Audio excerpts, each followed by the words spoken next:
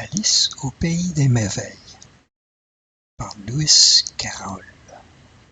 Chapitre 1er. Au fond du terrier. Alice, assise auprès de sa sœur sur le gazon, commençait à s'ennuyer de rester là, à ne rien faire.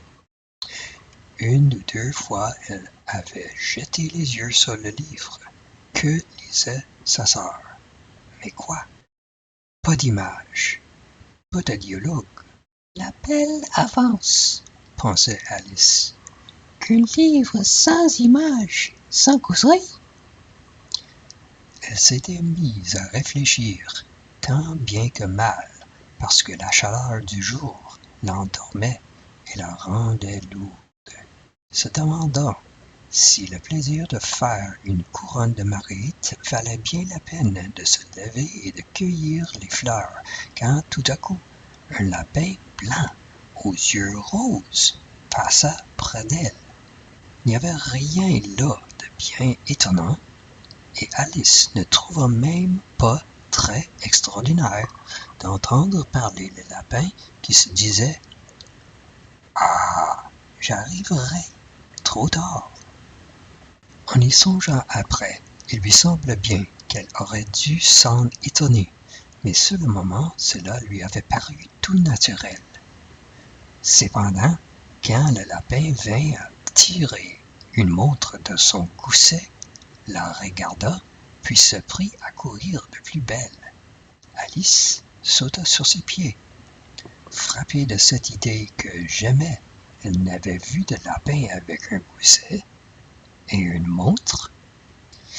Entraînée par la curiosité, elle s'élança sur ses traces à travers le champ et arriva tout juste à temps pour le voir disparaître dans un large trou au pied d'une haie. Un instant après, Alice était à la poursuite du lapin dans le terrier, sans songer comment elle en sortirait. Pendant un bout de chemin, le trou allait tout droit, comme un tunnel, puis, tout à coup, il plongeait perpendiculairement d'une façon si brusque qu'Alice se sentit tomber comme dans un puits d'une grande profondeur avant même d'avoir pensé à se retenir. De deux choses l'une, ou le puits était vraiment bien profond, ou elle tombait bien doucement, parce qu'elle eut tout le loisir, dans sa chute, de regarder autour d'elle et de se demander avec étonnement ce qu'elle allait devenir. D'abord, elle regarda dans le fond du trou pour savoir où elle allait, mais il faisait bien trop sombre pour y rien voir. Ensuite, elle porta les yeux sur les parois du puits et s'aperçut qu'elles étaient garnies d'armoires et d'étagères.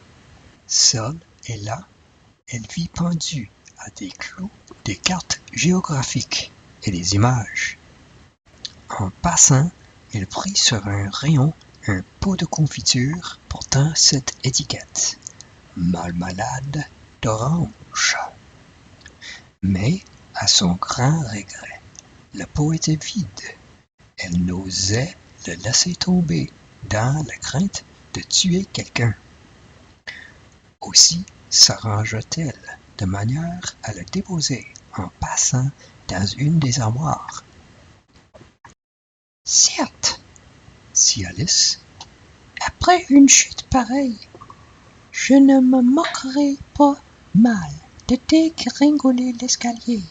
Comme ils vont me trouver brave chez nous, je tomberai du haut des toits, que je ne ferai pas entendre une plainte. » Ce qui était bien probable. Tombe, tombe, tombe. Cette chute n'en finira donc pas. Je suis curieux de savoir combien de piles j'ai déjà fait, dit-elle tout haut. Je dois être bien près du centre de la Terre. Voyons donc, cela serait à 4000 milles de profondeur, il me semble. Comme vous voyez, Alice avait appris pas mal de choses dans ses leçons. Et même ce n'était pas là une très bonne occasion de faire parade de son savoir, vu qu'il n'y avait point d'auditeurs, cependant, c'était un bon exercice que de répéter sa leçon. Oui, c'est bien à peu près cela. Mais alors, à quel degré de latitude ou de longitude est-ce que je me trouve? Alice n'avait pas la moindre idée de ce que voulait dire latitude ou longitude, mais ces grands mots lui paraissaient beaux et sonores. Bientôt, elle reprit. Si j'allais traverser complètement la Terre? Comme ça serait drôle de se trouver au milieu des gens qui marchent la tête en bas, aux antipathies, je crois.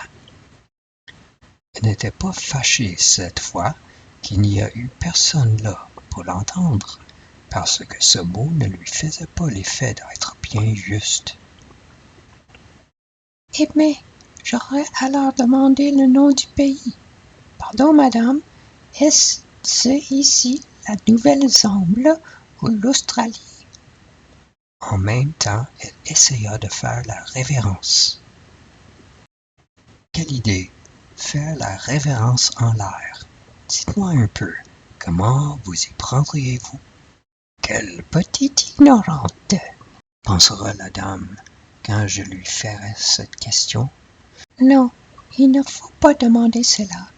Peut-être le verrai-je écrit quelque part. Tombe, tombe, tombe. Donc Alice, faute d'avoir rien de mieux à faire, se remit à se parler. Dina remarquera mon absence ce soir, bien sûr. Dina était son chat. Pourvu qu'on n'oublie pas de lui donner sa jatte de lait à l'heure du thé. Dina, ma minette, que n'es-tu ici avec moi? Il n'y a pas de souris dans les airs. J'en ai bien peur, mais tu pourrais attraper une chauve-souris. Et cela ressemble beaucoup à une souris, tu sais. Mais les chats, mangent-ils les chauves-souris? Ici, le sommeil commença à gagner Alice. Elle répétait, à moitié endormie. Les chats mangent-ils les chauves-souris? Les chats mangent-ils les chauves-souris? Et quelquefois, Les chauves-souris mangent-elles les chats? parce que vous comprenez bien que, puisqu'elle ne pouvait répondre ni à l'une ni à l'autre de ces questions, peu importait la manière de les poser, elle s'assoupissait et commençait à rêver qu'elle se promenait, traînant Dina par la main, lui disant très sérieusement: Voyons, Dina, dis-moi la vérité. As-tu jamais mangé des chauves-souris? Quand, tout à coup, pouf! La voilà étendue sur un tas de fagots et de feuilles sèches, et elle a fini de tomber. Alice ne s'était pas fait le moindre mal. Vite, elle se remet sur ses pieds et regarde en l'air, mais tout est noir là-haut. Elle voit devant elle un long passage et le lapin blanc qui court à toutes jambes. Il n'y a pas un instant à perdre. Alice part comme le vent et arrive tout juste à temps pour entendre le lapin dire, tandis qu'il tourne le coin: « Par ma moustache et mes oreilles, comme il se fait tard! »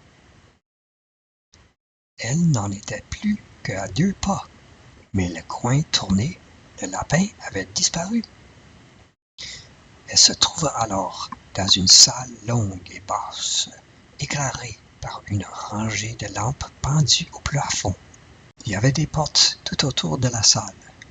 Ces portes étaient toutes fermées, et après avoir vainement tenté d'ouvrir celle du côté droit, puis celle du côté gauche, Alice se promena tristement au beau milieu de cette salle, se demandant comment elle en sortirait. Tout à coup, elle rencontra sur son passage une petite table à 3 pieds, en verre massif, et rien dessus qu'une toute petite clé d'or. Alice pensa aussitôt que ce pouvait être celle d'une des portes, mais hélas, soit que les serrures soient trop grandes, soit que la clé soit trop petite, elle ne put toujours en ouvrir aucune. Cependant, ayant fait un second tour, elle aperçut un rideau placé très bas et qu'elle n'avait pas vu d'abord. Par derrière se trouvait encore une petite porte à peu près 15 pouces de haut. Elle essaya la petite clé d'or à la serrure et, à sa grande joie, il se trouva qu'elle y allait à merveille. Alice ouvrit la porte et vit qu'elle conduisait dans un étroit passage à peine plus large qu'un trou à rat. Elle s'agenouilla et, jetant les yeux le long du passage, découvrit le plus ravissant jardin du monde.